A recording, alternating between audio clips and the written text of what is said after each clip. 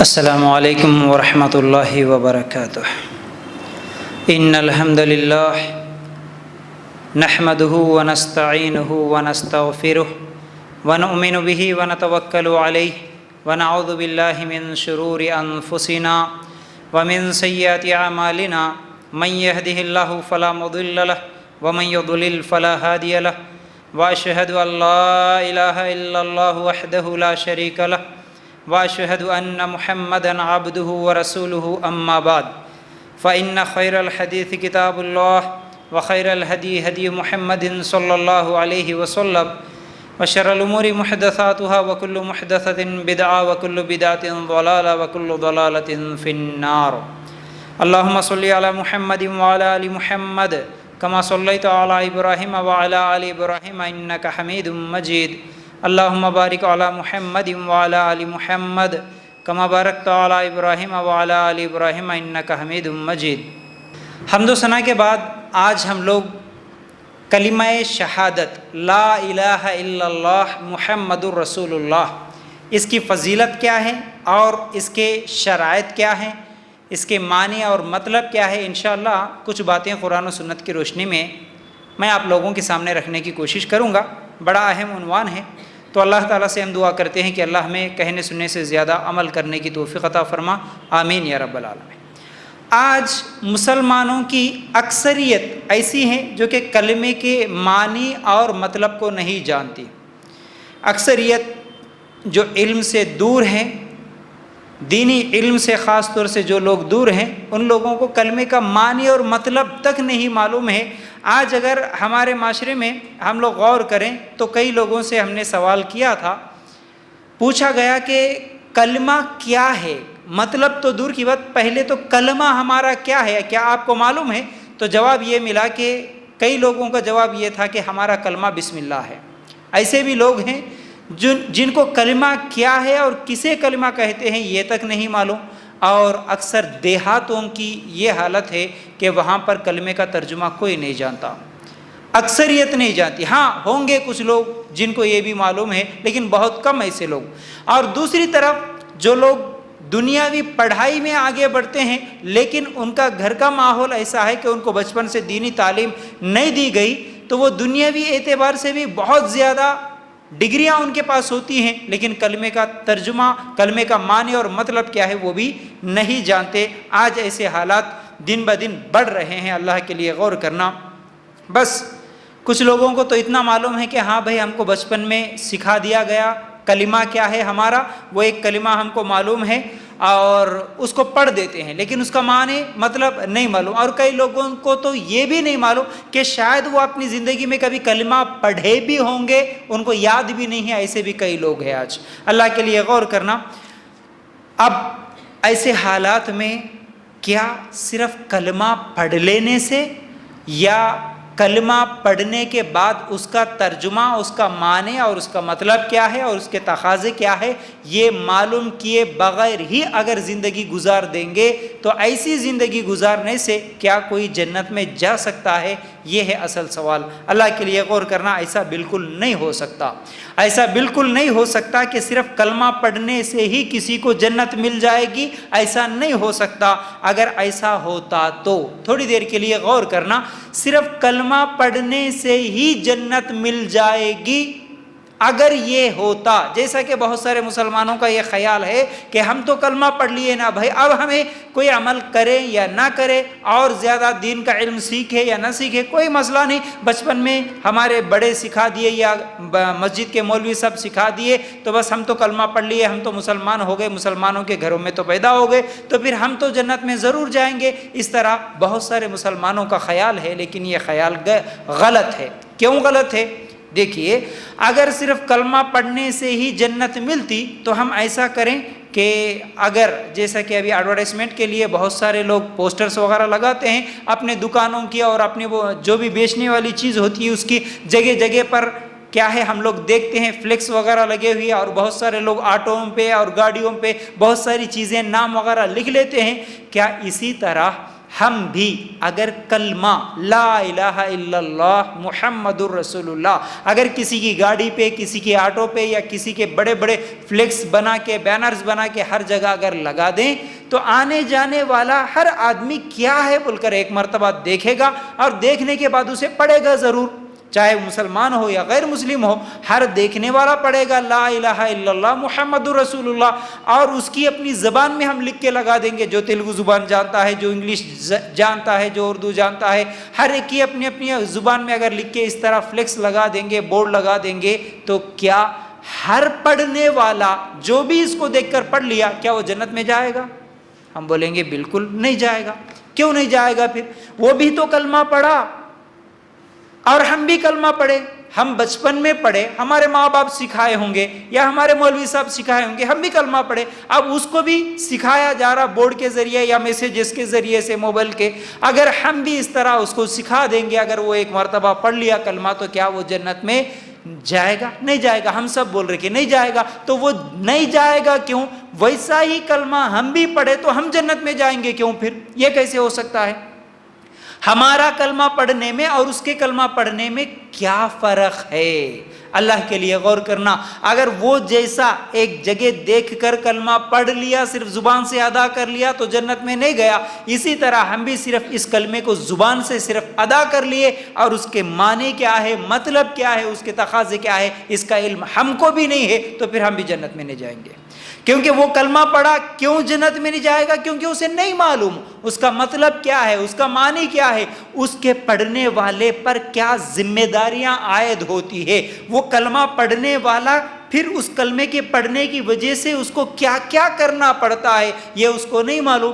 بغیر مطلب کہ اس نے کلمہ پڑھا تو وہ جنت میں نہیں گیا، اسی طرح بغیر معنی اور مطلب کے، بغیر علم کے اگر ہم بھی کلمہ پڑھیں گے تو ہم بھی جنت میں نہیں جا سکتے۔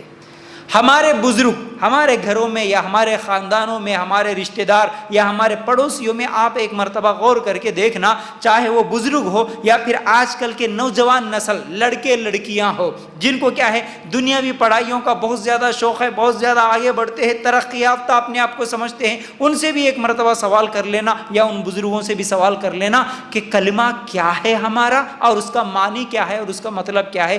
اللہ کے لیے غور کرنا، کتنے لوگ آپ کو صحیح جواب دیں گے؟ کتنے لوگوں کو معلوم ہے کلمہ شہادت کا معنی اور مطلب؟ اللہ کے لیے غور کرنا۔ دیکھیے، کوئی کلمہ جب ادا ہوتا ہے، کوئی کچھ کہتا ہے، تو کہنے کے بعد اس کے اوپر کچھ ذمہ داریاں عائد ہوتی ہیں، جیسا کہ نکاح کے وقت، مثال کے طور پر نکاح کے وقت لڑکے کو بھی کہنا پڑتا ہے، لڑکی کو بھی کہنا پڑتا ہے کہ قبول ہے، قبول ہے، قبول ہے۔ اسی لیے وہ زبان سے بھی اقرار کرتے ہیں کہ ہاں ہمیں قبول ہے، تم کو فلاں شخص سے، فلاں کے بیٹے سے، فلاں کے اتنے مہر میں اور اتنے فلاں فلاں چیزیں، اس تمام چیزیں سنا کے وہ آ کے جو ہے نا قاضی صاحب یا جو بھی ولی ہوتے ہیں وہ لڑکی کے پاس آ کے اس سے سوال کرتے ہیں، تو لڑکی کہتی ہے قبول ہے، اور لڑکے کو قاضی صاحب بٹھا کے پورے مجمع کے سامنے اور مسجد میں بٹھا کے بھی یہی سوال کرتے ہیں، فلاں کی لڑکی سے آپ کا نکاح ہو رہا، کیا آپ کو قبول ہے؟ وہ بھی بولتا ہے کہ قبول ہے، تبھی تو یہ بھی سائن کر دیتا ہے، وہ بھی سائن کرتی ہے، الحمدللہ۔ یہ قبول ہے کہنا ایک جملہ ہے، صرف ایک جملہ کہ ہاں مجھے قبول ہے۔ قبول ہے کا مطلب کیا ہوا؟ اب تو نے، یعنی اگر کوئی لڑکا یہ بولا کہ مجھے قبول ہے، تو اب تو جس کے ساتھ نکاح کرا اس لڑکی کی ذمہ داری اب تیرے اوپر ہے، اسے کھلانے کی ذمہ داری، اسے پلانے کی ذمہ داری، اس کے کپڑے کی ذمہ داری، اس کی رہنے کی ذمہ داری، یہ سب ذمہ داریاں اس لڑکے پر اب ذمہ داری بنتی ہے اس لڑکی کی۔ اب لڑکی پر کیا ذمہ داری بنی؟ وہ بھی تو یہی بولی کہ ہاں مجھے قبول ہے۔ اب اس کے لیے یہ ضروری ہو گیا کہ اب وہ اپنے ماں باپ کا گھر چھوڑے گی، اپنے شوہر کے گھر کو چلی جائے گی۔ اب اس کے ماں باپ کا حکم اس پر نہیں چلتا، اس کے شوہر کا حکم چلتا ہے، اس کے شوہر کی مرضی چلتی ہے، اب اس کی شوہر کی خدمت کرنا پڑتا ہے۔ یہ تمام ذمہ داریاں لڑکی پر بھی عائد ہو گئی۔ اب دونوں بھی قبول ہے بولے، اس لیے ان کی ذمہ داریاں بدل گئی، ان کی عادتوں کو بدلنا پڑا صرف ایک جملہ کہنے سے۔ اب دونوں بھی قبول ہے بولے، بولنے کے بعد دیکھ با اب یہ تیری شادی ہو گئی، اگر لڑکے سے بول دیے، لڑکی سے بول دیے تیرا بھی اب نکاح ہو گیا، یہ تمہاری ذمہ داریاں ہیں، قبول ہے بول دیے نا، اب تمہاری یہ ذمہ داریاں ہیں۔ جب بتانے کے بعد اگر بولے نہیں یہ سب مجھے نہیں معلوم ذمہ داریاں، میں خالی ایسا بول دیا قبول ہے بول کے بولے تو نہیں چلتا، خالی ایسا بول دیا بولے تو نہیں چلتا، تو نے بولا قبول ہے تو اب وہ ایک جملے کے لیے اب تجھے یہ تمام ذمہ داریاں اٹھانا پڑتا، سنبھالنا پڑتا۔ اسی طرح جس نے بھی کلمہ پڑھا، لا الہ الا اللہ پڑھا، اس کے اوپر بھی کچھ ذمہ داریاں عائد ہوتی ہے، اس کے اوپر بھی اس کا جو عمل تھا پہلے، اس کی جو زندگی تھی پہلے، اب ویسی زندگی وہ نہیں گزارے گا، اس کی زندگی اور اس کے اعمال جو پہلے تھے اس سے ہٹ کے اب کلمہ پڑھنے کے بعد کلمہ جو تقاضا کرتا ہے اس کے مطابق اس کو زندگی گزارنا پڑتا۔ اسی طرح ہر چیز میں ایسی مثالیں دے دوں تو کئی مثالیں، ہر چیز میں آپ اسکول میں ایڈمیشن لیتے ہیں، کالج میں ایڈمیشن لیتے ہیں، اب وہاں جانے کے بعد ایڈمیشن ہو گیا، اس کے بعد نہیں میں کالج کو نہیں آؤں گا، میں اسکول کو نہیں آؤں گا، میری مرضی سے آؤں گا اور میری مرضی کے وقت میں آؤں گا، مجھے صبح 9 بجے 10 بجے آنا پسند نہیں ہے، میں 12-1 بجے آؤں گا، چلے گا؟ نہیں چلے گا۔ کوئی جاب کرنے کے لیے گیا، وہ بھی کیا ہے قبول ہے بھائی، وہ جو کچھ بھی ہوتا ہے سائن کر لیا، قبول ہے بولا، تنخواہ بات کر لیا، سب کچھ ہو گیا، اس کے بعد نہیں اب میں میری مرضی سے جو وقت ملا اس وقت میں آؤں گا، نہیں چلے گا۔ تم نے جب کہا کہ مجھے قبول ہے تو اب اس ذمہ داری کو سنبھالنا پڑے گا۔ اب تمہاری اپنی مرضی نہیں چلتی، جس کے سامنے تم جس چیز کا اقرار کرے اس کے حکم کے مطابق تمہیں زندگی گزارنا پڑتا۔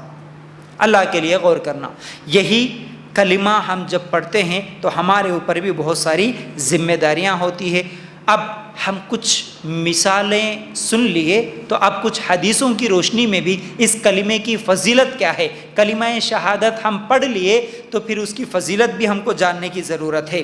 اسی ایک کلمے کی وجہ سے، اس ایک کلمہ کی وجہ سے انسان یعنی لوگ 2 حصوں میں تقسیم ہو جاتے ہیں، ایک ماننے والے خوش نصیب جو جنت میں جائیں گے، ایک نہ ماننے والے بد نصیب جو جہنم میں چلے جائیں گے۔ پوری انسانیت 2 حصوں میں تقسیم ہوتی ہے صرف اس ایک کلمے کی وجہ سے۔ ایک آدمی کلمہ پڑھ لیا تو اب وہ کیا ہو گیا، مسلمان ہو گیا، اب وہ اللہ کا بندہ ہو گیا، وہ خوش نصیب ہے، اس کے لیے جنت ہے۔ صرف ایک ہی کام، چھوٹا سا جملہ لا الہ الا اللہ پڑھنے سے وہ جنت میں چلے گیا، خوش نصیبوں میں شامل ہو گیا۔ وہ ایک جملہ نہیں بولنے کی وجہ سے وہ بد نصیبوں میں اور ہمیشہ کے جہنمی لوگوں میں شامل ہو جاتا ہے۔ یہ کلمہ فرق کرتا ہے انسان کو 2 حصوں میں۔ یہ کلمہ، اس کلمے کی وجہ سے انسان کیا ہے، 2 حصوں میں تقسیم ہو جاتے ہیں۔ نبی کریم صلی اللہ علیہ وسلم نے فرمایا، بے شک اللہ تعالیٰ اس پر جہنم کو حرام کر دیتا ہے جو اللہ کی رضا کی خاطر لا الہ الا اللہ کہتا ہے۔ صحیح مسلم کی روایت، صحیح بخاری اور مسلم کی روایت کیا ہے، جو اللہ کی رضا کی خاطر لا الہ الا اللہ کو پڑھتا ہے، یعنی کلمہ شہادت لا الہ الا اللہ محمد الرسول اللہ۔ کلمہ شہادت کیا ہے، اشہد ان لا الہ الا اللہ و اشہد ان محمدًا عبدہ و رسولہ۔ مطلب کیا ہے، اس کا معنی کیا ہے، یاد رکھ لو اچھی طرح۔ اشہد، میں گواہی دیتا ہوں یا دیتی ہوں، اشہد اللہ الہ الا اللہ کہ نہیں ہے کوئی حقیقی معبود سوائے اللہ کے، اور میں گواہی دیتا ہوں یا دیتی ہوں اگر عورت ہے تو، کہ محمد رسول اللہ صلی اللہ علیہ وسلم اللہ کے بندے اور اس کے رسول ہے۔ یہ ہے کلمے کا معنی۔ اللہ کے علاوہ نہیں ہے کوئی حقیقی معبود، نہیں ہے کوئی حقیقی معبود سوائے اللہ کے، یہ ہے کلمہ۔ تو جو اللہ کے رضا کے لیے یہ کلمہ پڑھتا ہے اس کے لیے جہنم حرام کر دی گئی۔ پھر اسی طرح اللہ کے رسول صلی اللہ علیہ وسلم فرماتے ہیں، مسند احمد کی روایت ہے، جو شخص پورے اخلاص کے ساتھ لا الہ الا اللہ پڑھے تو وہ جنت میں داخل ہو جائے گا۔ اخلاص کے ساتھ کلمہ پڑھنے سے انسان جنت میں داخل ہو جائے گا۔ پھر اسی طرح نبی کریم صلی اللہ علیہ وسلم نے فرمایا، صحیح مسلم کی روایت ہے، جس کی موت اس حالت میں آئی کہ اسے یقین تھا کہ اللہ کے سوا کوئی حقیقی معبود نہیں ہے تو وہ بھی جنت میں داخل ہو جائے گا۔ یقین ہونا کہ اللہ کے علاوہ کوئی حقیقی معبود نہیں، تو ایسا شخص جنت میں جائے گا۔ ٹھیک ہے، اب ایک اور اہم مسئلہ میں آپ لوگوں کے سامنے رکھوں جو کہ سوچنے والی بات ہے. اللہ کے رسول صلی اللہ علیہ وسلم نے فرمایا افضل ذکر لا الہ الا اللہ ہے. جتنے بھی ہم ذکر کرتے ہیں جیسا کہ لا الہ الا اللہ ذکر ہے، سبحان اللہ ہے، الحمدللہ ہے، ولا الہ الا اللہ واللہ اکبر، اسی طرح سبحان اللہ وبحمدہ سبحان اللہ العظیم، جتنے بھی ہم ذکر کرتے ہیں ان سب میں اللہ کے رسول صلی اللہ علیہ وسلم نے کیا کہا؟ افضل ذکر اگر کوئی ہے تو وہ کیا ہے؟ لا الہ الا اللہ. ہم بھی نماز کے بعد جو اذکار پڑھتے ہیں 33 مرتبہ سبحان اللہ، 33 مرتبہ الحمدللہ، 33 مرتبہ اللہ اکبر، یہ سب اذکار ہے. ان میں سب سے افضل بولے اللہ کے رسول صلی اللہ علیہ وسلم لا الہ الا اللہ. لیکن حدیث میں آپ غور کرو، ہمارا کلمہ 2 حصوں میں ہے، لا الہ الا اللہ ایک، اور دوسرا حصہ محمد رسول اللہ. کلمہ شہادت بھی اشہد ان لا الہ الا اللہ و اشہد ان محمدن عبدہ و رسولہ، 2 حصوں میں کلمہ ہے. تو کلمہ جب بھی لکھا جاتا عام طور پر ہم بھی دیکھتے ہیں، یا کلمہ بولے تو ہم بھی جواب دیتے ہیں کیا؟ لا الہ الا اللہ محمد رسول اللہ. لیکن حدیث میں اللہ کے رسول صلی اللہ علیہ وسلم نے کیا کہا؟ افضل ذکر لا الہ الا اللہ ہے، افضل ذکر لا الہ الا اللہ محمد رسول اللہ نہیں ہے. ذکر کریں گے ہم، کیا ذکر کریں گے؟ صرف لا الہ الا اللہ، لا الہ الا اللہ، لا الہ الا اللہ، یہ ذکر کر سکتے ہیں، یہ سب سے افضل ذکر ہے. لیکن اگر کوئی لا الہ الا اللہ محمد الرسول اللہ، لا الہ الا اللہ محمد الرسول اللہ اگر اس طرح پڑھے تو کیا ہوگا؟ قبول ہونا تو دور کی بات، یہ تو شرک ہو جائے گا. کیا ہوگا؟ یہ شرک ہو جائے گا. کیوں؟ ذکر کرنا عبادت ہے. عبادت کس کی کریں گے ہم؟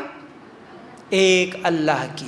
عبادت صرف ایک اللہ کی ہوگی تو عبادت میں ذکر شامل ہے، تو ذکر بھی کریں گے تو ہم ایک اللہ کی کریں گے.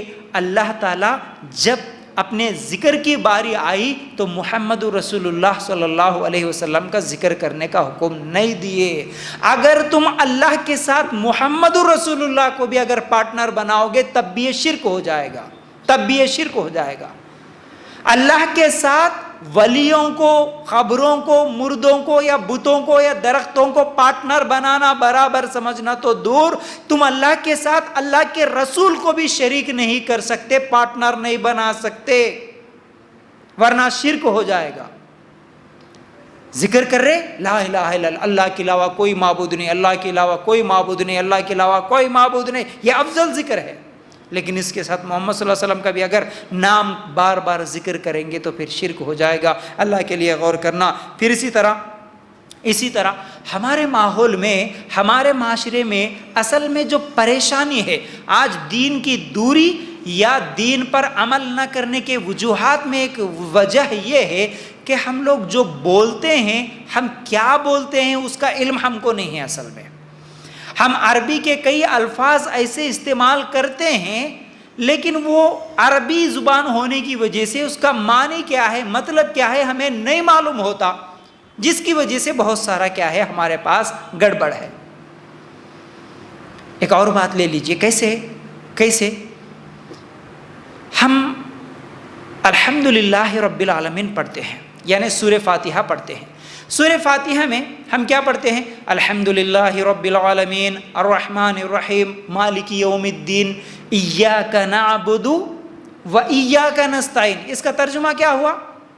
ایاک نعبد و ایاک نستعین کا مطلب کیا ہوا؟ اے اللہ ہم تیری ہی عبادت کرتے ہیں اور تجھ سے ہی مدد مانگتے ہیں. ٹھیک ہے، یہ ہے، ٹھیک ہے، اچھی بات ہے. ہم نماز میں پڑھ رہے اے اللہ ہم تیری ہی عبادت کرتے، تجھ سے ہی مدد مانگتے. لیکن یہی سورہ فاتحہ اگر کوئی درگاہ کے پاس جا کر قبر کے سامنے ٹھہر کر فاتحہ دیتے وقت یہی سورہ پڑھتا ہے، یہی پڑھتا ہے وہ فاتحہ میں. اب وہ بول رہا, آپ تھوڑی دیر کے لیے تصور کرنا, سامنے درگاہ ہے, سامنے ولی کی خبر ہے یا کس کی بھی جو بھی ہے, وہاں پر ٹھہرا خبر کے سامنے جا کے. اب ان کی نیاز کرنے کے لیے گیا, ان کا ملیدہ کرنے کے لیے گیا, ان کے خبر کے پاس بکرا ذبح کرنے کے لیے گیا. اب ان کے پاس جا کے ٹھہر کے بول رہا ایاک نعبد و ایاک نستعین. یہ عربی میں پڑھ رہا, اس کو نہیں معلوم کیا بول رہا ہو. اب خبر کے پاس, ولی کے پاس گیا, لیکن بول رہا کیا کہ اے اللہ میں تیری ہی عبادت کرتا ہوں اور تجھی سے مدد مانگتا ہوں, اور جھکتا کہاں, پھر اسی جگہ. اب یوں بولا اپنے فاتحہ میں کہ اے اللہ میں تیری ہی عبادت کرتا ہوں, تجھ سے ہی مدد مانگتا ہوں. یوں بولا, جیسے یہ دعا ختم ہو گئی پھر بول رہا کہ یا غوث مجھے اولاد دے دے. کیا ہو گیا؟ تیری ہی عبادت کرتا ہوں ابھی بولا, پھر خبر کے سامنے سجدہ کر لیا, اس کے سامنے رکوع کر لیا, اسی خبر کا طواف کر رہا ہے. تو پھر کیا ہو گیا؟ اسے معلوم ہی نہیں کہ وہ کیا بولا, اسے معلوم ہی نہیں. اگر اسے معلوم ہوتا تو پھر وہ اللہ کے سامنے عبادت کرنے کا جو وعدہ کیا اس کے خلاف کسی خبر کے سامنے نہیں جھکتا, کسی مردے کے آگے ہاتھ پھیلاتے ہوئے, اپنا سر جھکاتے ہوئے اس کی عبادت نہیں کرتا, اس کے خبر کی طواف نہیں کرتا. جس کو اس بات کا علم ہو کہ ایاک نعبد و ایاک نستعین کا مطلب اللہ کی, ایک ہی اللہ کی عبادت کرنے کا اس نے وعدہ کیا. اسی طرح آپ التحیات پڑھتے ہیں, ہر نماز میں پڑھتے ہیں ہم سب, التحیات للہ والصلوات والطیبات. مطلب کیا ہے اس کا؟ اس میں بھی ہم ہر نماز میں اللہ سے وعدہ کر رہے ہیں, اے اللہ میری زبانی عبادتیں, میری جسمانی عبادتیں, میرے مالی عبادتیں یعنی پیسوں سے جو میں عبادت کرتا ہوں یہ سب تیرے لیے. مطلب زبان سے ذکر اللہ تیرا کروں گا, تیرے علاوہ کسی دوسرے کو نہیں پکاروں گا. التحیات میں ہم یہ پڑھ رہے, پھر درگاہ کے پاس جا کے وہ بولتا کہ یا علی مدد, یا غوث مدد. معلوم ہی نہیں ہے. اللہ کے لیے غور کرنا. جسمانی عبادت اللہ تیرے لیے, وہ بول رہا ہر نماز میں, التحیات میں, تشہد میں جب بھی بیٹھ رہا. جسمانی عبادت کا مطلب اے اللہ میں رکوع کروں گا تو صرف تیرے آگے, سجدہ کروں گا تو صرف تیرے آگے, یہ بول رہا ہے نماز میں, لیکن اس کا مطلب نہیں معلوم ہونے کی وجہ سے خبر کے پاس بھی جا کے رکوع کر رہا, سجدے کر رہا. یہی ہے اصل چیز. یہ ہے کہ ہم عربی الفاظ کے معنی اور مطلب نہیں معلوم ہونے کی وجہ سے شرک میں ڈوبے ہوئے ہیں, بدعتوں میں ڈوبے ہوئے ہیں. اللہ کے لیے غور کرنا. ٹھیک ہے. پھر اسی طرح جیسا کہ میں نے ابھی مثال دے کے سمجھایا, یہ ایک جملے کی وجہ سے انسان کے اوپر کئی ذمہ داریاں عائد ہوتی ہے. اس کا صرف اقرار کافی نہیں, اس کے تقاضے بھی پورا کرنا پڑتا, ورنہ کلمہ ضائع ہو جائے گا. ہاں, اگر بغیر معنی اور بغیر مطلب کے کلمہ پڑھ لیے تو پھر وہ کلمہ اسے فائدہ نہیں دے گا, وہ ضائع ہو جائے گا, برباد ہو جائے گا. جیسا کہ نکاح کے وقت لڑکا اور لڑکی دونوں بولے کہ ہم کو قبول ہے, قبول ہے, بولنے کے بعد بول رہے کہ ہم کو معلوم ہی نہیں ہے اتنی ذمہ داریاں ہوتی کیا, مجھے ضرورت نہیں ہے. میں بغیر معلوم کرے کہ صرف قبول ہے ایسے ہی بول دیا تو پھر وہ نکاح ضائع اور برباد ہو جاتا, نکاح نہیں رہتا باقی. میں بیوی کی ذمہ داریاں نہیں ادا کروں گا, شوہر بول دیا, اور بیوی بولی کہ میں بھی شوہر کی ذمہ داریاں ادا نہیں کروں گی, بس ایسے ہی سب مل کے بولو, بولے تو ہم بول دیے قبول ہے بول کے, تو پھر کیا ہو گیا؟ وہ نکاح باطل ہو جاتا, ٹوٹ جاتا. اسی طرح کلمہ بھی باطل ہو جاتا. اگر کلمے کا معنی کیا ہے, مطلب کیا ہے, اگر نہیں معلوم کرے, بغیر معلوم کیے ہی صرف پڑھ لیے اور سمجھ لیے کہ ہم جنت میں جائیں گے, نہیں جا سکتے. اللہ کے لیے غور کرنا. تو بہرحال اس کلمے میں دو چیزیں ہوتی ہیں, ایک اقرار ہے اور ایک انکار ہے, ایک ہاں ہے اور ایک نہ ہے, ایک یس ہے تو ایک نو ہے. کیا کیا چیزیں ہیں؟ دو چیزیں. کس چیز کا؟ لا, انکار کرنا ہے, لا الہ حقیقی معبود الا اللہ, سوائے اللہ کے. اس ایک جملے پر آپ غور کیجئے, لا نہیں ہے الہ حقیقی معبود الا اللہ, سوائے اللہ کے. تو یہ ایک جملے میں ہم ایک چیز کو اقرار کر رہے ہیں, قبول کر رہے ہیں, اور ایک چیز کا انکار کر رہے ہیں, رد کر رہے ہیں. کس چیز کا؟ پہلے انکار کر رہے, لا نہیں ہے کوئی حقیقی معبود, انکار, وہ بھی معبود نہیں, یہ بھی معبود نہیں, یہ بھی معبود نہیں. یہ سب معبود نہیں ہے، یہ سب اولاد نہیں دے سکتے، یہ سب زمین و آسمان کو پیدا کیے ہوئے نہیں ہیں، یہ رزق نہیں دے سکتے، یہ خوشیاں نہیں دے سکتے، یہ نقصان نہیں کر سکتے، لا لا لا، انکار ہے، نو نو نو، یہ سب نہیں ہے، انکار کر دیے۔ الا اللہ، سوائے اللہ کے، یا اللہ کو اقرار کر لیے، قبول کر لیے۔ ان کا انکار کرنا یعنی اللہ کے علاوہ جس کی بھی عبادت ہو رہی ہے ان سب جھوٹے معبودوں کا انکار کرنا اور ایک اللہ کا اقرار کرنا۔ سمجھ میں آ رہی میری بات؟ تو سب کا انکار کرنا، ایک اللہ کو اقرار کرنا، معبود مان لینا، یہ ہے کلمہ۔ ٹھیک ہے، تو بہرحال یہ کلمہ جیسا کہ میں نے بتایا انسان کو جنتی بناتا ہے، یہی کلمہ نہیں پڑھنے کی وجہ سے انسان جہنمی بنتا ہے۔ یہ لا کی تلوار، دیکھیے یاد رکھو، یہ لا صرف ایک انکار، لا کا مطلب نہیں ہے، یہی ایک انکار ہمیں جنتی بنا دیتا ہے۔ یہ لا ایک کہنا ہی ہمیں جنتی بناتا، اگر ہم لا نہیں کہیں گے تو پھر جنت میں نہیں جا سکتے۔ مثال کے طور پر ہم اللہ کو مان لیے، ہاں بھائی ہم اللہ کی عبادت کرتے، ہم اللہ کے آگے سجدہ کرتے، اللہ کے آگے رکوع کرتے، اللہ کی ہر بات مانتے، سب کچھ کرتے، قبول ہے ہم کو سب کچھ، لیکن ہم دوسرے معبودوں کا انکار نہیں کریں گے تو کیا وہ انسان مسلمان ہو سکتا ہے؟ نہیں ہو سکتا۔ پہلے تو لا بولنا ہے، پہلے ہی سب کا انکار کرنا ہے، اس کے بعد ہی ہم کو اللہ کا اقرار کرنا ہے۔ جیسا کہ عیسیٰ علیہ السلام، مثال کے طور پر میں آپ کو ایک اور اچھی طرح سمجھانے کے لیے آسان مثال آپ لوگوں کے سامنے رکھوں۔ عیسیٰ علیہ السلام کون ہے جی؟ عیسیٰ علیہ السلام، عیسیٰ علیہ السلام کو ہم کیا مانتے؟ کون ہے عیسیٰ علیہ السلام؟ نبی ہے، ٹھیک ہے، عیسیٰ علیہ السلام نبی ہے۔ اچھا، عیسائی لوگ عیسیٰ علیہ السلام کو کیا مانتے؟ معبود مانتے، ٹھیک ہے، بھگوان مانتے یا خدا مانتے، گاڈ مانتے عیسیٰ علیہ السلام کو۔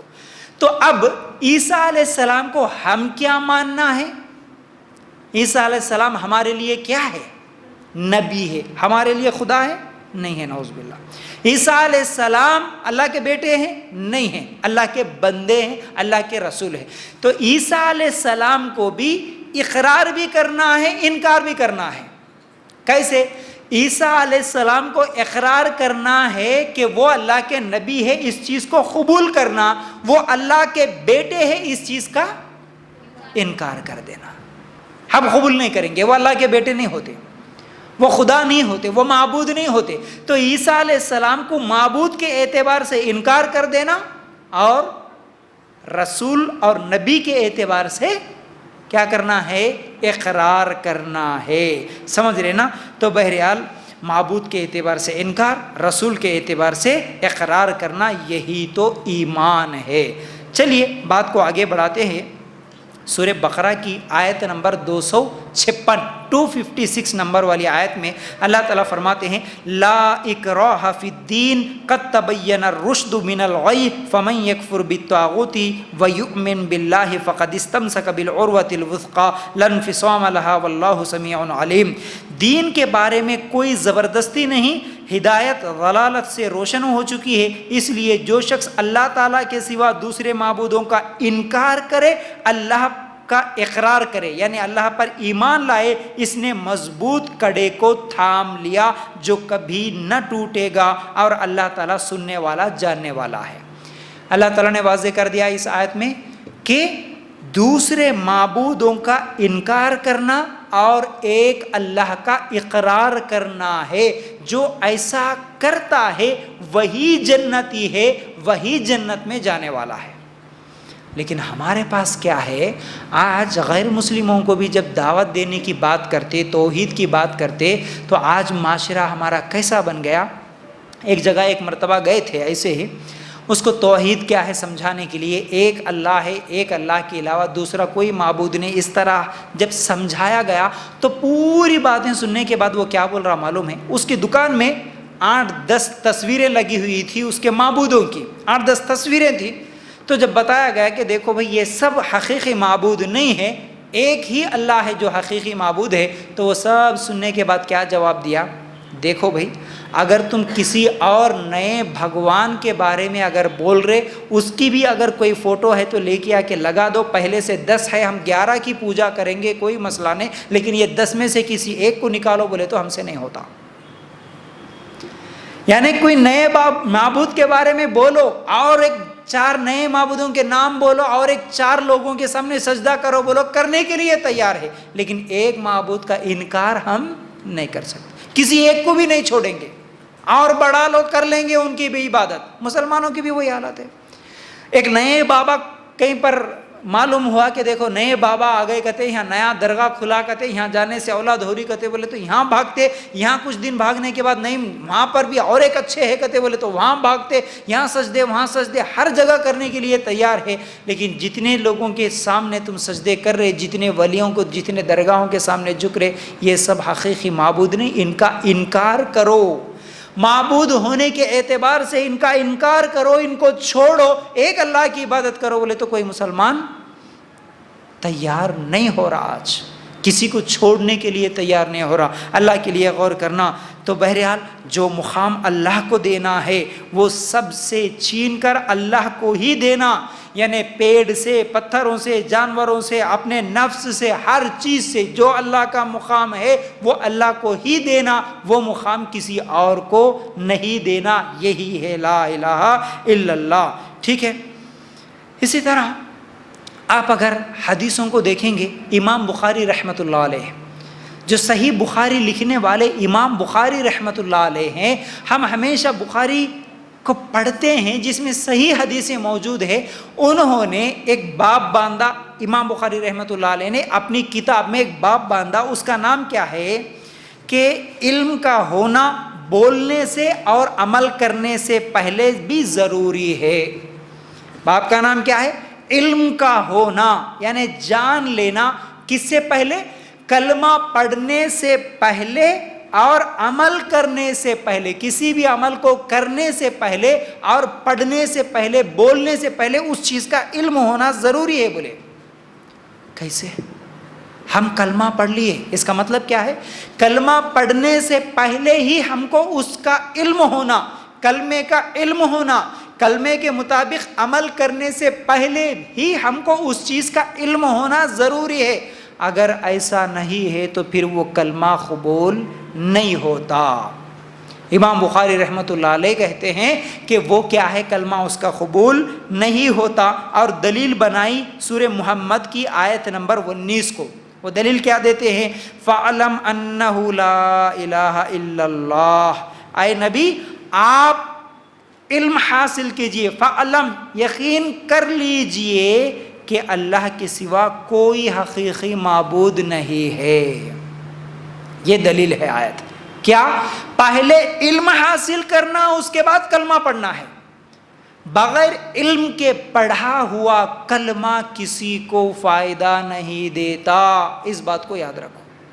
اگر ہم کو بھی آج تک اس چیز کا علم نہیں تھا، اب ہم سب کی ذمہ داری ہے، ہمارے رشتہ دار، ہمارے گھر میں بیٹھے ہوئے بزرگ، ہمارے پڑوسی، جس کو بھی اس کلمے کا علم نہیں تھا تو ان تک اس کلمے کا علم پہنچانا یہ ہماری ذمہ داری ہے، اچھی طرح یاد رکھ لو۔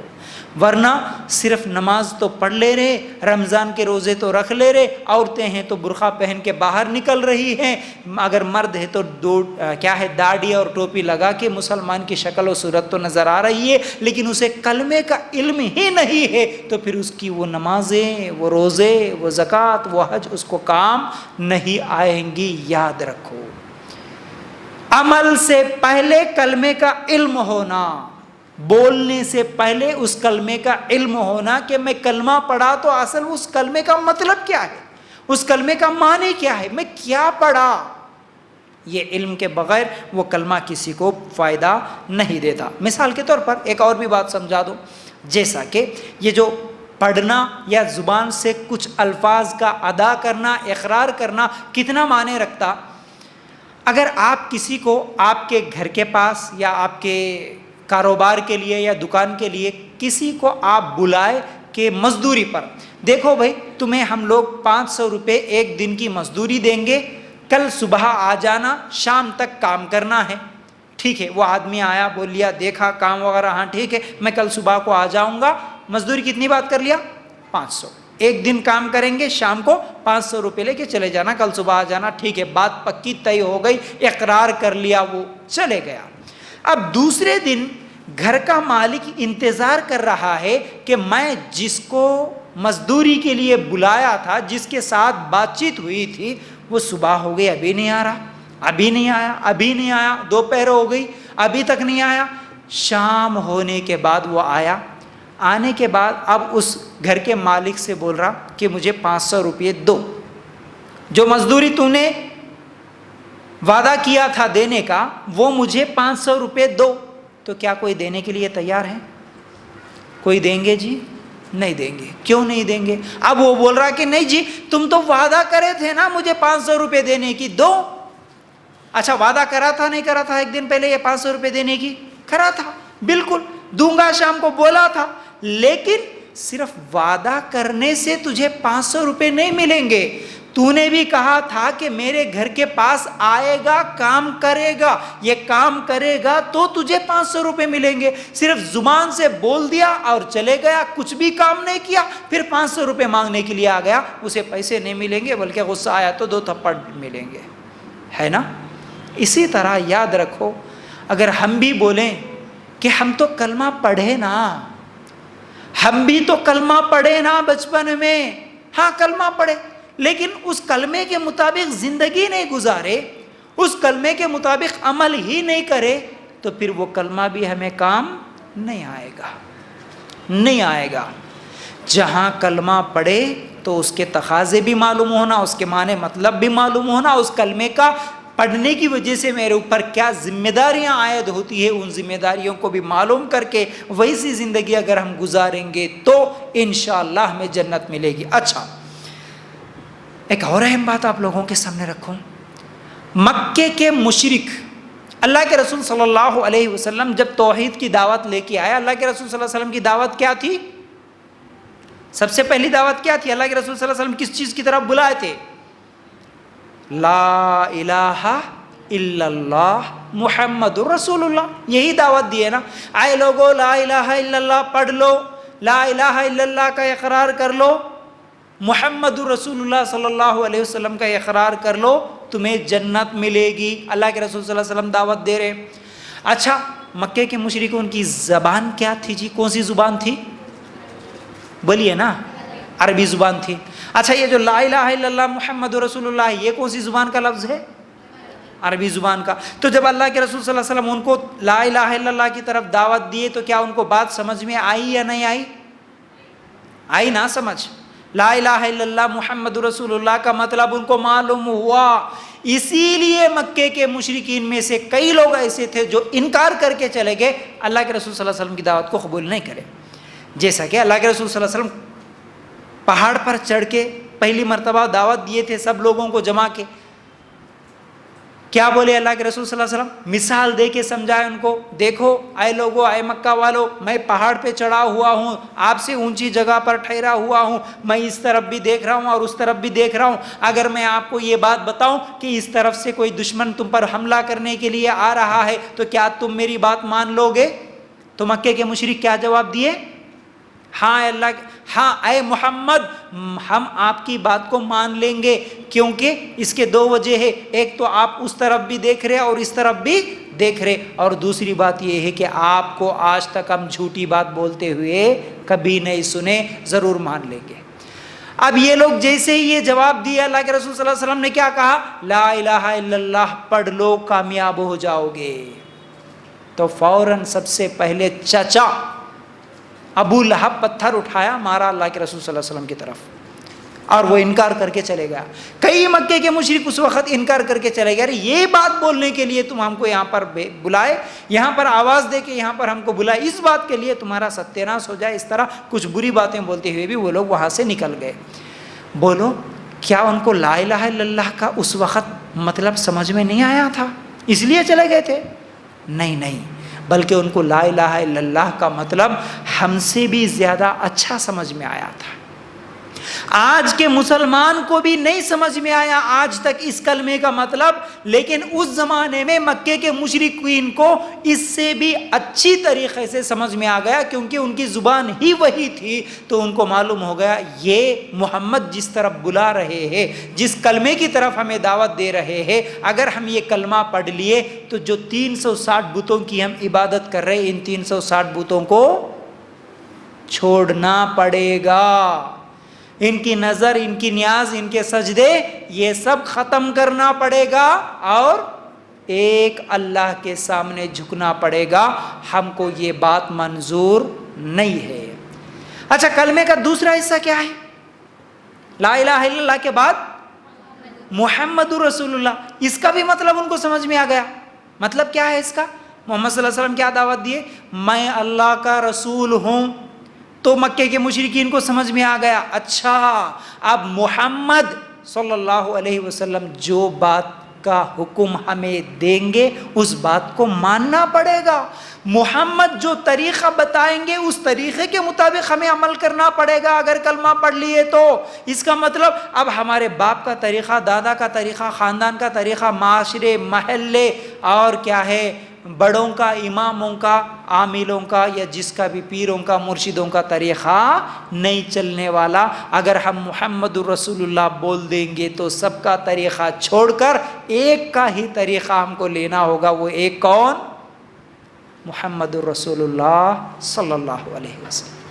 تو مکے کے مشرکین کو سمجھ میں آ گیا فوراً، اسی لیے وہ لوگ انکار کر دیے، نہیں نہیں نہیں، یہ ہم سے نہیں ہو سکتا، ہم اتنے زمانے سے اتنے زیادہ معبودوں کو عبادت کرتے ہوئے آ رہے، ان سب کو چھوڑ کے ایک اللہ کی عبادت ہم نہیں کریں گے، اور ہمارے باپ دادا کے طریقے کو چھوڑ کے محمد صلی اللہ علیہ وسلم کے طریقے پہ عمل نہیں کریں گے، اس لیے ہم اس کلمے کو قبول نہیں کرتے۔ وہ لوگ انکار کر کے چلے گئے۔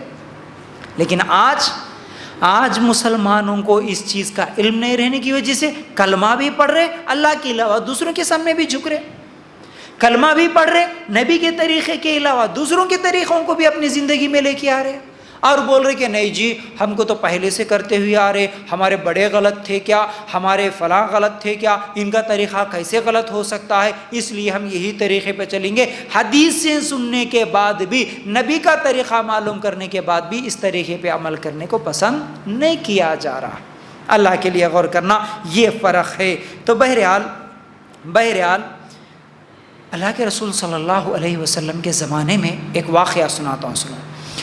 کلمے کی اہمیت دیکھیے۔ اللہ کے رسول صلی اللہ علیہ وسلم ایک مرتبہ سفر کر رہے تھے، کسی جنگ کی تیاری کرتے ہوئے جا رہے تھے، تو راستے میں ایک بدو ملا۔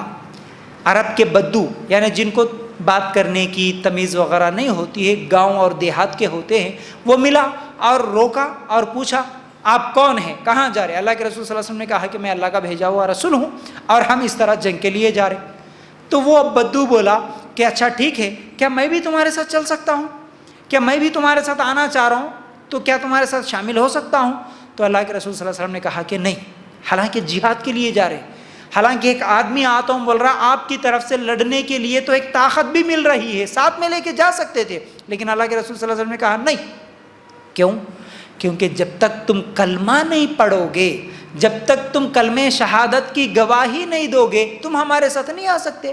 اگر تم ہمارے ساتھ آ بھی گئے، شہادت بھی آپ کو نصیب ہو گئی، دشمنوں سے لڑتے لڑتے مر بھی گئے، تو کیا تم کو ثواب ملے گا؟ نہیں ملے گا، کیونکہ تم کلمہ نہیں پڑھے۔ کلمہ پڑھے تو ایمان میں داخل ہوں گے، کلمہ پڑھے تو اسلام میں داخل ہوں گے، اس لیے پہلے کلمہ پڑھو، اس کے بعد ہمارے ساتھ چل سکتے۔ وہ عرب کا بدو بولا اچھا ٹھیک ہے، اگر ایسا ہے تو میں کلمہ پڑھوں گا، اے محمد میں مانتا ہوں، بولیے آپ کا کلمہ کیا ہے؟ تو اللہ کے رسول صلی اللہ علیہ وسلم نے کہا لا الہ الا اللہ محمد رسول اللہ، ایک ہی اللہ ہے، اللہ کے علاوہ کوئی حقیقی معبود نہیں۔ اس نے کلمہ پڑھا، فوراً سواری پر بیٹھا اور اللہ کے رسول صلی اللہ علیہ وسلم کے ساتھ چلا۔ جاتے جاتے راستے میں ہی، عرب میں آج بھی میدان ایسا ہوتا ہے جہاں پر ریت زیادہ ہوتی ہے، تو وہ ریت کے اندر سوراخ کرتے ہیں، کچھ جنگلی جانور، چوہے وغیرہ بڑے بڑے سوراخ ہوتے ہیں۔ چلتے چلتے اگر اس کے اوپر ہم بھی پیر رکھیں گے نا تو ہمارا پیر بھی اندر چلے جاتا، کیونکہ اوپر سے صرف تھوڑی سی ریتی ڈھکی ہوئی ہوتی ہے، معلوم نہیں پڑتا۔ تو جب وہ چل رہا تھا اللہ کے رسول صلی اللہ علیہ وسلم اور صحابہ کے ساتھ، تو اس کا گھوڑا، اس کے گھوڑے کا پیر اس سوراخ میں گرا، جس کی وجہ سے گھوڑا نیچے گرا، پھر گھوڑے کے اوپر بیٹھا ہوا وہ عرب کا بدو بھی نیچے گرا۔ جیسے ہی وہ گرا، جس جگہ پر گرا وہاں پر پتھر تھا، پتھر کے اوپر اس کا سر گرا اور فوراً وہیں پر اس کا انتقال ہو گیا۔ کیا ہوا؟ اس نے اپنی زندگی میں نہ نماز پڑھی، نہ روزے رکھا، نہ کوئی اور نیکی کا کام کیا، صرف کلمہ پڑھا اور آگے بڑھ رہا تھا، جاتے جاتے ہی اس کی موت آ گئی۔ اللہ کے رسول صلی اللہ علیہ وسلم آئے، رکے اور دیکھے وہ تو گر گیا ہے، کیا حالت ہے۔ جیسے ہی اس کے قریب جا کے دیکھے، اللہ کے رسول صلی اللہ علیہ وسلم فوراً اپنا چہرہ پھیر لیے، اس کو دیکھنے کے بعد اپنا چہرہ پھیر لیے۔ صحابہ پوچھے اللہ کے رسول صلی اللہ علیہ وسلم کیا کوئی گناہگار تھا وہ؟ کیا کوئی وہ پاپی تھا، بہت بڑا کوئی مجرم تھا جس کی وجہ سے کہ آپ اس کے قریب گئے اور اس کا چہرہ دیکھنا پسند نہیں کرے اور اپنا چہرہ پھیر کے واپس آ گئے؟ تو اللہ کے رسول صلی اللہ علیہ وسلم نے کہا نہیں نہیں اے صحابہ، تم جس طرح سوچتے ہو ویسا نہیں ہے۔ یہ جیسے ہی ہمارے ساتھ آنے کا وعدہ کیا اور کلمہ پڑھ کے ہمارے ساتھ سفر کر رہا تھا، اصل میں یہ بھوکا تھا، یہ بھوکا تھا۔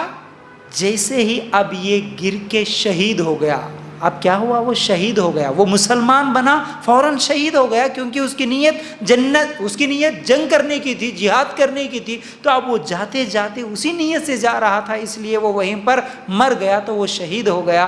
تو یہ بات کہ وہ بھوکا ہے نہ میں جانتا تھا نہ آپ جانتے تھے، لیکن ہمارا رب بہتر جانتا ہے۔ اس لیے جیسے ہی اس کی شہادت ہو گئی، اللہ تعالیٰ جنت سے اس کے لیے کھانے کا انتظام کر دیا۔ اس کی بیویاں جنت کی اس کو کھانا کھلا رہی تھی، تو ان کی شکل دیکھنا میں پسند نہیں کیا، اس لیے اپنے چہرے کو پھیر لیا۔ اللہ کے لیے غور کر، صرف ایک کلمہ پڑھنا انسان کو، جہنمی کو جنتی بنا دیتا۔ پتہ نہیں وہ عرب کا بدو اپنی زندگی میں کتنے گناہ کیا ہوگا، کیونکہ وہ اسلام میں نہیں تھا، تو ظاہر سی بات ہے گناہ ہو چکے ہوں گے، غلطیاں ہو چکی ہوں گی۔ اس کی زندگی میں نہ کوئی ایک نماز ہے، نہ صدقہ ہے، نہ خیرات ہے، نہ روزہ ہے، نہ حج ہے، نہ زکوٰۃ ہے، کچھ بھی نہیں ہے اس کی زندگی میں۔ ابھی کلمہ پڑھا، ابھی آگے تھوڑی دیر نکلا، وہیں پر شہید ہو گیا، لیکن اللہ تعالیٰ اس کے لیے جنت سے انتظام کر دیے۔ کیا چیز تھی جو اسے جنت میں لے گئی؟ ایک ہی چیز، وہ کیا ہے؟ کلمہ، کلمہ شہادت۔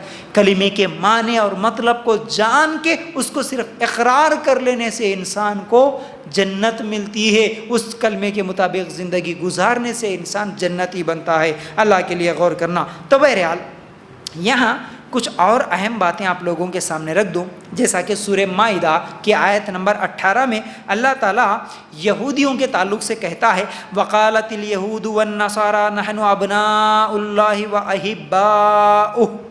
ترجمہ کیا ہے؟ یہود و نصارہ کہتے ہیں، یہود و نصارہ کہتے ہیں کہ ہم اللہ کے بیٹے اور اس کے چہیتے دوست ہیں۔ یہودیوں کا اور عیسائیوں کا عقیدہ یہ ہے کہ وہ یہ سمجھتے ہیں کہ ہم اللہ کے چہیتے ہیں، اللہ کے بیٹے ہیں، وہ اس طرح سمجھتے ہیں۔ مطلب کیا ہے؟ وہ اللہ کو مانتے تھے، یہودی بھی اللہ کو مانتے ہیں اور عیسائی بھی اللہ کو مانتے ہیں۔ پھر اسی طرح دوسری آیت سورہ بقرہ کی آیت نمبر 80 میں اللہ تعالیٰ فرماتے ہیں وَقَالُوا لَن تَمَسَّنَا النَّارُ إِلَّا أَيَّامًا مَّعْدُودًا۔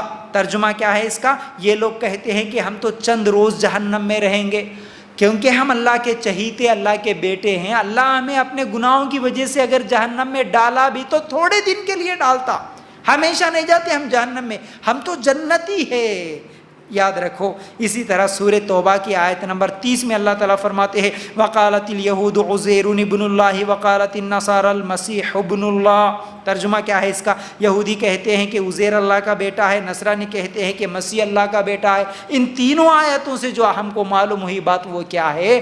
یہودی اور نصارہ اللہ کو مانتے بھی ہیں اور اللہ کے ساتھ ان کا گمان یہ ہے کہ ہم اللہ کے بیٹے ہیں، اللہ کے چہیتے ہیں، اللہ کے دوست ہیں۔ اللہ ہمیں جہنم میں اگر ڈالا بھی تو صرف تھوڑے دن کے لیے ڈال دیتا اور ہمیشہ ہم جنت میں ہی رہیں گے۔ یہ ان کا گمان ہے۔ یہ ان کا خیال ہے۔ اللہ تعالیٰ انہی آیتوں میں کیا ہے اس کی نفی بھی کر دی، اور اللہ تعالیٰ ان کے لیے جہنم جگہ جگہ پر قرآن میں اللہ تعالیٰ اعلان کر دیا کہ یہ جنت میں جانے والے نہیں ہیں۔ تو کیا سمجھ میں آئی ہم کو بات؟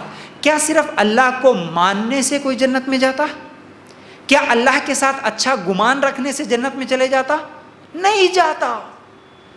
اللہ کو ماننا کافی نہیں ہے، ایک اللہ کو مانتے ہوئے دوسرے معبودوں کا انکار کر دینا، یہ ہے اصل چیز۔ یہودی اللہ کو مانتے لیکن عزیر علیہ السلام کو بھی اللہ کا بیٹا مان کے پارٹنر بنا رہے، اس لیے وہ جہنمی، اللہ کے لیے قرب۔ عیسائی اللہ کو مانتے لیکن اللہ کا بیٹا عیسیٰ علیہ السلام کو مانتے، دونوں کو برابر سمجھتے، اس لیے جہنمی۔ اسی طرح اگر آج بھی کوئی مسلمان میں بھی اللہ کو مانتا ہوں لیکن فلاں ولی ہے، وہ بھی اولاد دے سکتے، وہ بھی اللہ کی طرح صفت رکھ سکتے ہیں، تو پھر وہ جنت میں نہیں جاتا۔ جیسے یہود و نصارہ سمجھتے ہیں کہ ہم جنت میں جائیں گے، مسلمان بھی آج سمجھ رہا کہ ہم بھی جنت میں جائیں گے، نہیں جا سکتا اگر تو دوسرے معبودوں کا انکار نہیں کیا تو، یاد رکھنا۔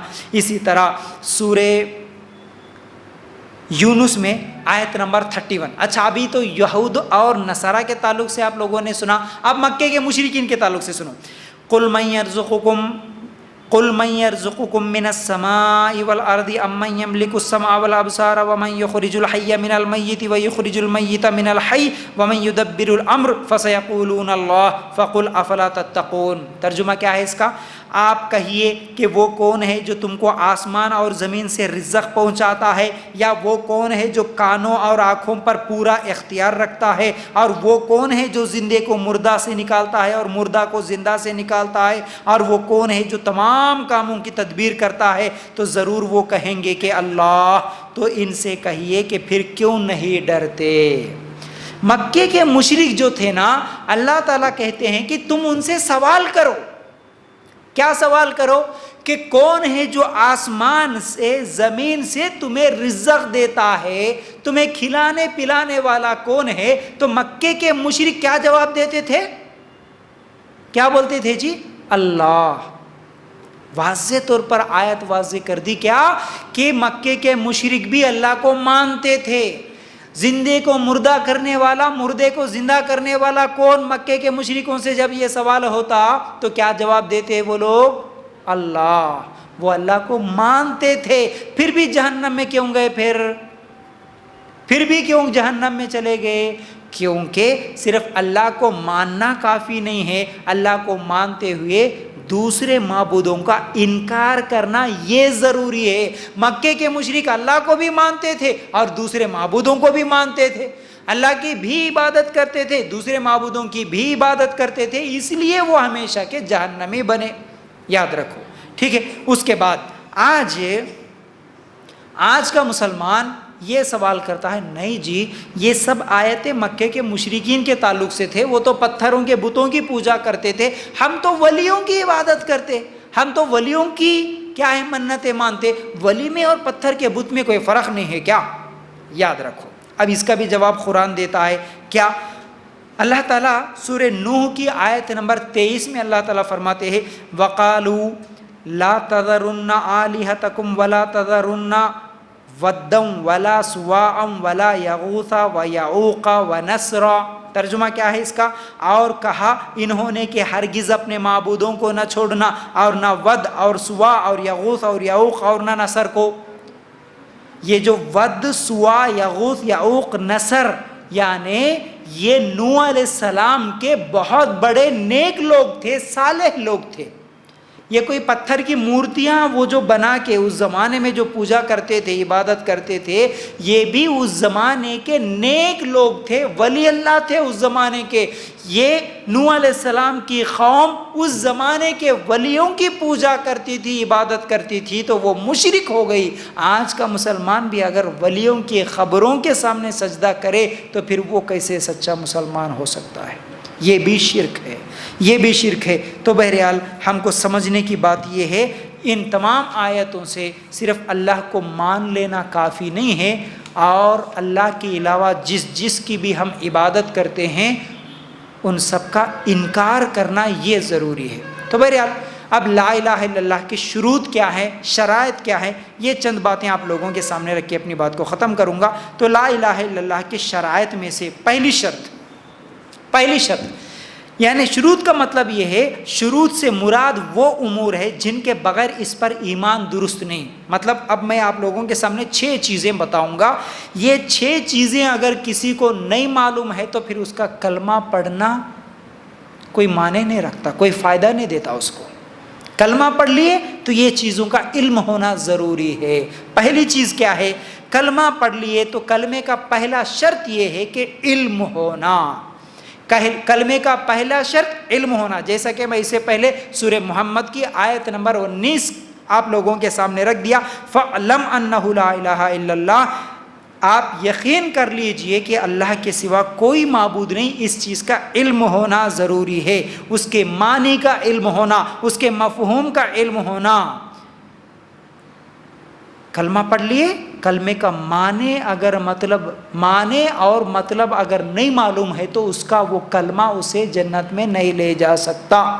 کلمے کا معنی اور مطلب نہیں معلوم ہے تو وہ کلمہ پڑھنا بھی اس کے لیے پھر کوئی فائدہ نہیں دے سکتا۔ جیسا کہ میں مثال دے کے آپ کو سمجھایا اس سے پہلے، صرف روڈ پہ فلیکس اور بینر بنا کے لا الہ الا اللہ لکھنے سے اس کو دیکھ کر پڑھنے والا ہر آدمی جنت میں نہیں جاتا، کیونکہ اس کو معنی نہیں معلوم ہے، مطلب نہیں معلوم۔ اسی طرح اگر کوئی آدمی معنی مطلب کے معلوم کیے بغیر کلمہ پڑھ لیا تو وہ بھی جنت میں نہیں جاتا۔ مثال کے طور پر چھوٹے بچے کو بھی دیکھیے، چھوٹا بچہ اگر اس کو آپ پینسل بتا کہ یہ آئس کریم ہے بولے تو وہ معلوم وہ کیا ہے یقین کر لے گا، وہ کھانا شروع کر دے گا۔ ارے اسے بھی معلوم ہے کہ وہ پینسل ہے یا آئس کریم ہے یا وہ پین ہے، اسے بھی معلوم ہے۔ اچھا تم کلمہ پڑھ لیے، اس کا معنی مطلب ہی نہیں معلوم ہے، تو پھر یہ کلمہ کیسے فائدہ دے گا کسی کو؟ نہیں فائدہ دیتا۔ اسی طرح دنیاوی اعتبار سے ہم تو ہر چیز کا علم ہے، جیسا کہ اگر کسی کو کوئی لے کے آ کے باہر جانے کی تیاری کر رہا، یہ ہے بھائی آپ کا ویزا، اور جو ہے نا یہ آپ کا وہاں پر ایسا جاب ہے، مہینے کو 50,000 کی تنخواہ ہے، کوئی بھی پیپر لا کے دے دے، اندھا بن کے اسے یقین کر لے کہ اچھا ٹھیک ہے، بلکہ اس کو پیسے دے دیتا؟ کوئی نہیں دیتا۔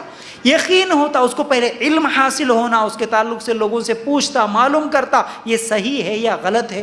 اسی طرح کرنسی ہے ہماری، اچھا کچھ دن پہلے ہمارے پاس نوٹ بندی ہو گئی، اب وہ پرانے 500 کی نوٹ کو لے کے آ کے 1000 روپے کی نوٹ کو لے کے آ کے آج دیکھو بھئی یہ بھی پیسے چھینا لے بولے تو کوئی لیتے نہیں لیتے، کیونکہ علم ہونا اس کو، تب جا کے فائدہ دے گا۔ کس چیز کا علم؟ ارے یہ نوٹ تو پرانے ہو گئے، یہ کرنسی ابھی نہیں چل رہی، اس کو علم ہونا، تبھی تو وہ نوٹ نہ لے سکتا ہے نہ دے سکتا ہے۔ علم کے بغیر نقصان ہے۔ اسی طرح کلمے کا معنی اور مطلب نہیں معلوم ہے تو پھر نقصان ہے، یہ کلمہ بھی کسی کو فائدہ نہیں دے سکتا۔ اسی طرح آپ کون سی بھی مثال لے لو، کون سی بھی مثال، اگر میں صرف کوئی ڈاکٹر کی طرح وائٹ ڈریس وغیرہ اور گلے میں سیتھوسکوپ وغیرہ ڈال لے کے اگر کوئی بیٹھ گیا، دکان کھول لیا ڈاکٹر بول کے، کیا ہر آدمی اس کو ڈاکٹر مان لے گا؟ ڈاکٹر بول لینے کے لیے اس کو ڈاکٹری کا علم ہونا نا، وہ کئی سال وہ پڑھائی پڑھنا ہے، اس کو MBBS پڑھنا، اس کے بعد جو بھی جس فیلڈ میں بھی وہ مہارت حاصل کرنا چاہتا ہے وہ پڑھائی پڑھیں گا، تب جا کے اسے ڈاکٹر مانا جاتا نا۔ اس کو علم ہی نہیں ہے تو وہ ڈاکٹر کیسے بنے گا؟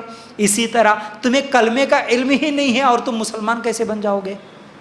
کلمے کا علم ہی نہیں ہے تو مسلمان کیسے بنیں گے؟ یاد رکھو، پہلی شرط علم ہونا، دوسری شرط یقین ہونا۔ دوسری شرط کیا ہے؟ یقین ہونا۔ کلمہ پڑھ لیے، کلمے کا علم معنی مطلب معلوم ہو گیا، اب کیا ہونا؟ یقین ہونا۔ یقین کیسے؟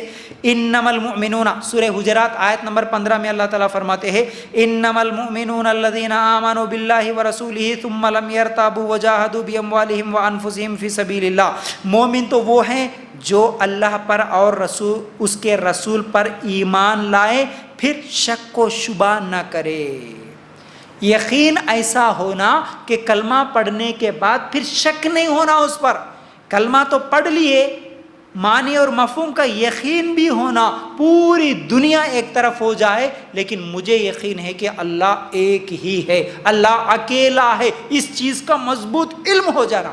پوری دنیا بول رہی کہ نہیں اللہ ایک نہیں ہے، اللہ تین ہے، تب بھی میں کیا بولنا؟ نہیں اللہ اکیلا ہے، ایسا یقین ہونا کہ تم جس کلمے کو پڑھے اس کلمے کو لے کر پھر کبھی شک نہیں ہونا، کبھی شک نہیں ہونا۔ ایک تو اللہ کے بارے میں یقین، اور دوسرا کون سا یقین ہونا؟ محمد رسول اللہ صلی اللہ علیہ وسلم اللہ کے رسول ہے، اس چیز کا یقین ہونا۔ اگر اس چیز کا یقین نہیں ہے تو آج آپ دیکھ رہے قادیانیوں کا فتنہ بڑھ رہا ہے، قادیانی بہت زیادہ ہے، مسلمانوں کے جیسے ہی رہتے، وہ بھی نماز پڑھتے سب کچھ ہے، لیکن وہ کیا بولتے؟ محمد صلی اللہ علیہ وسلم آخری نبی نہیں، مرزا غلام احمد قادیانی بھی اللہ کے رسول ہے۔ اب وہ لے کے آئے ان کے طریقے کو، ان کو رسول مان لیے۔ کیا یہ مسلمان ہو سکتے؟ نہیں، وہ تو اسلام سے خارج ہو گئے۔ اب بھی ہر جگہ یہ فتنہ پھیل رہا ہے، ہمارے قریب بہت سارے ایسے لوگ ہیں۔ تو اس لیے یقین ہونا ہمیں کلمے کا، اللہ کے علاوہ کوئی معبود نہیں، اور محمد صلی اللہ علیہ وسلم آخری رسول ہے، بس اب قیامت تک کوئی رسول نہیں آنے والے، یہ یقین ہونا۔ یہ یقین نہیں رہنے کی وجہ سے ہی ہمارے بچے اور ہمارے بچیاں، ہمارے لڑکے اور لڑکیاں، اور ہمارا غریب طبقہ، کوئی عیسائی آ کے دعوت دے دیا تو عیسائی بن جا رہا، اور کوئی غیر مسلم کوئی نیا مذہب لے کے آیا تو اس میں چلے جا رہا، کوئی قادیانی بلا رہا تو قادیانیت اقرار کر لے رہا، اس طرح الگ الگ صحیح اسلام کو چھوڑ کر دوسرے مذہبوں میں چلے جا رہے۔ کیوں؟ اس کی وجہ کیا ہے؟ اس کو کلمے کا مطلب نہیں معلوم، کلمے کا معنی نہیں معلوم، اس پر اسے یقین نہیں ہے، اس لیے کوئی بول دیا یہ ہے آخری رسول تو اسے آخری رسول مان لینا۔ تو اس لیے کلمے کے لیے دوسری شرط یہ ہے کہ وہ یقین کرنے والا بن جائے، صرف یہ نہیں کہ نہیں بھائی باپ دادا ہمارے کو بچپن سے سکھا دیے تو سیکھ ہے اور تش، اس کے علاوہ ہم کو کسی چیز کے اوپر کیا ہے یقین نہیں ہے، ایسا نہیں ہونا چاہیے، ٹھیک ہے۔ اچھا، تیسری شرط، کلمے کی تیسری شرط اخلاص۔ تیسری شرط کیا ہے؟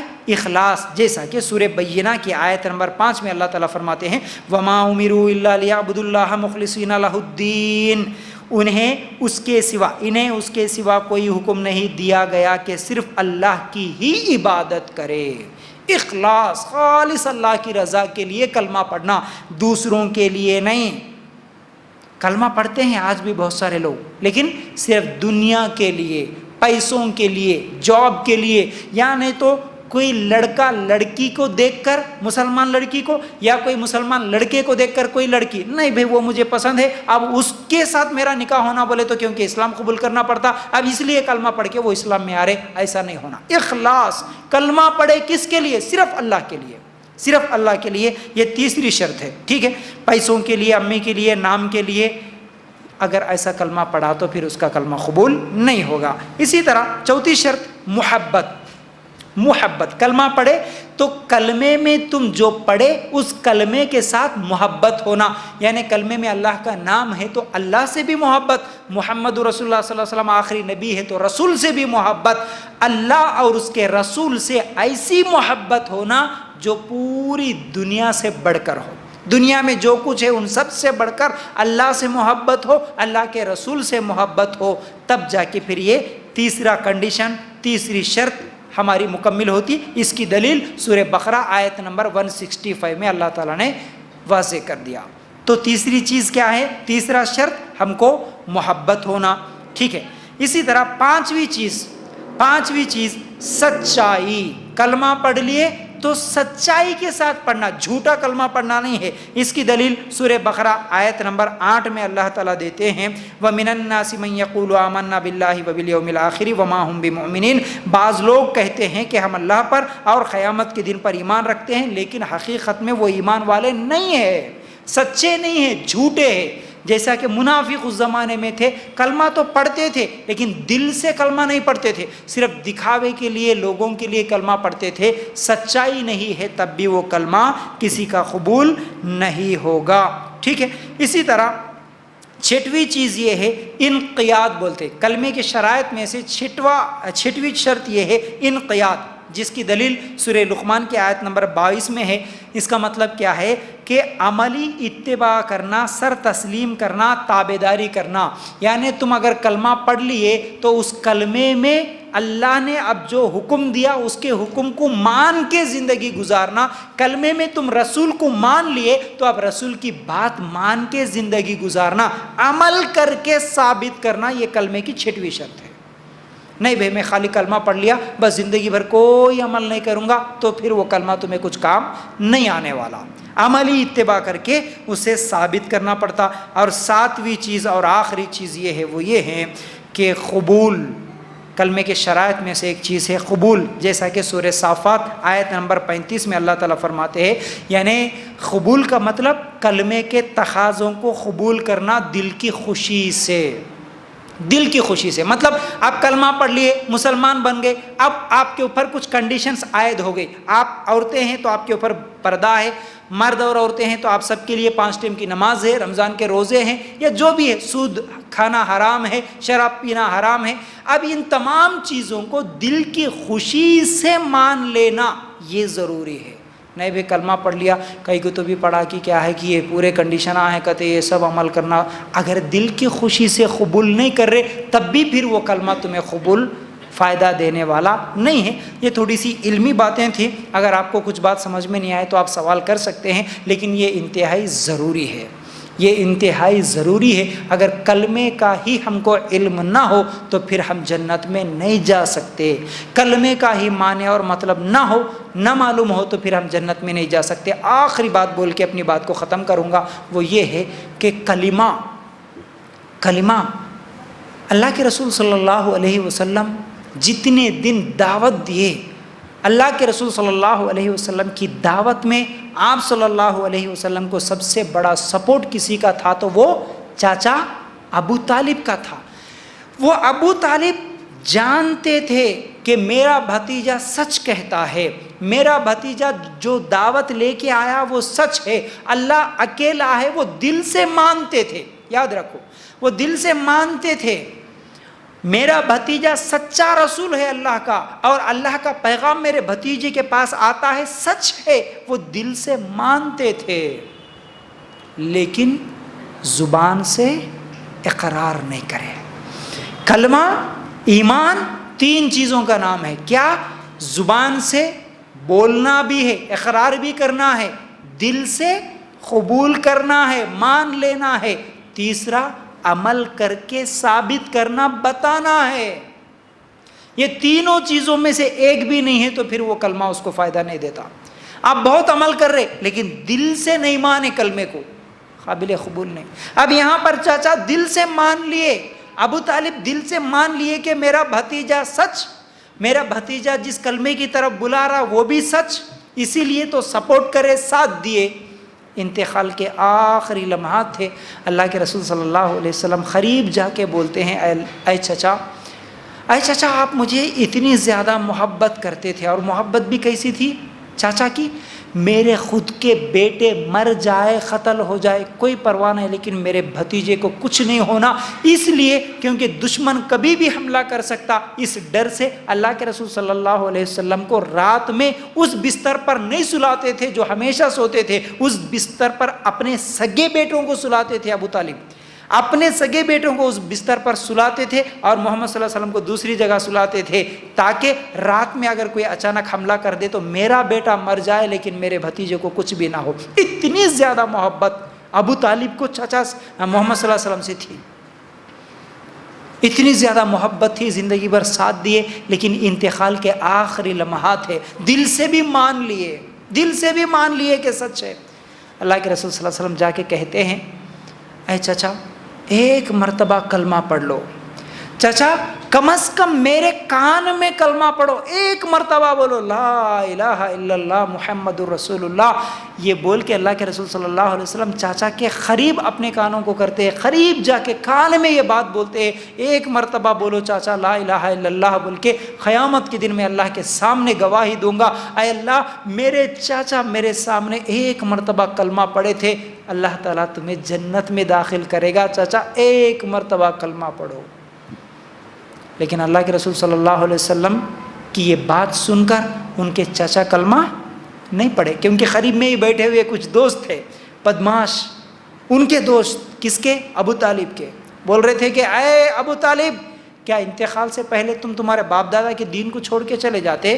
کیا تمہاری ناک کٹا دے کے چلے جاتے؟ تمہارے بھتیجے کی بات کو مان لیتے؟ فوراً ان کی طرف دیکھے، ان کی باتیں سن لیا اور بولے بھتیجے میں کلمہ نہیں پڑھوں گا، میں میرے باپ دادا کے دین پر ہی رہوں گا. اللہ کے رسول صلی اللہ علیہ وسلم نے کیا کہا معلوم ہے؟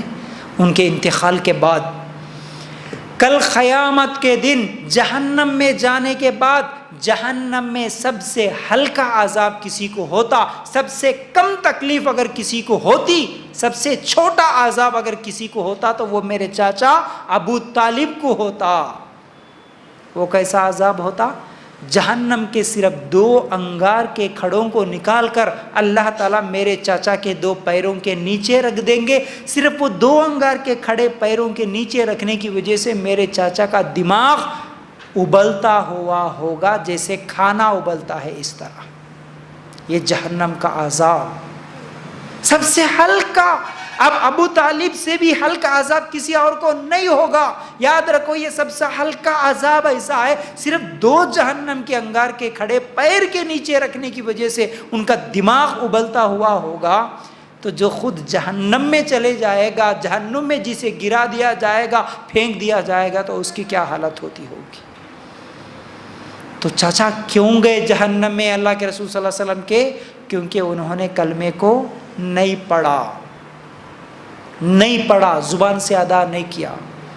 تو یاد رکھو کلمہ پڑھنا بھی ہے، اور کلمے کے معنی اور مطلب کو جاننا بھی ہے، اور اس کلمے کے مطابق ہمیں زندگی گزارنا بھی ہے۔ اگر یہ تینوں میں سے کوئی ایک چیز بھی نہیں ہے تو پھر وہ کلمہ ہمیں فائدہ نہیں دے گا۔ امید کرتا ہوں باتیں سمجھ میں آگے ہوں گی۔ اللہ تعالیٰ سے ہم دعا کرتے ہیں اللہ ہمیں کہنے سننے سے زیادہ عمل کرنے کی توفیق عطا فرما۔ اللہ ہم سب کو اس دنیا میں بھی اور آخرت میں بھی کامیابی نصیب فرما۔ اللہ ہم سب کو سچے مسلمان بنا دے اور جنت الفردوس میں جگہ عطا فرما۔ وآخر دعوانا ان الحمد للہ رب العالمین۔ السلام علیکم ورحمۃ اللہ وبرکاتہ۔